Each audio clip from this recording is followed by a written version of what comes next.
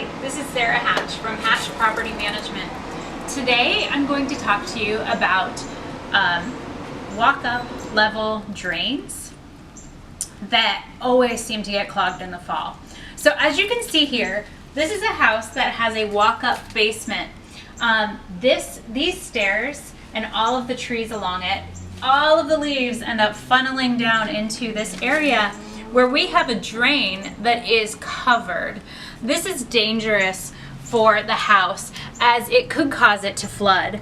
So all of these leaves are a problem. And what we want to do is make sure that this area is kept clean and free of debris. So not just the area immediately around the drain, but also you want to make sure that all of the corners have no leaves, and even as so much as all of these stairs getting swept and cleaned in order to prevent any water overflow of this drain.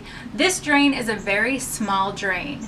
It's no bigger than what you have in your shower. So it drains fairly slow, and it's usually connected with a sump pump in your house. So typically what you'll find is when you look down at the drain, I'm going to clear it off for you. When you look down into the drain,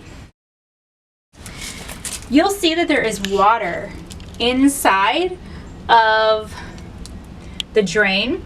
That is normal to see some water because there's a P-trap underneath that holds water so that you don't get any of the smells of sewage.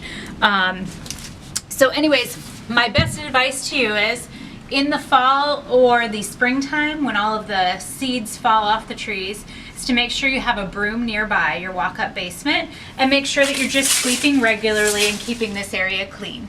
This is Sarah Hatch from Hatch Property Management.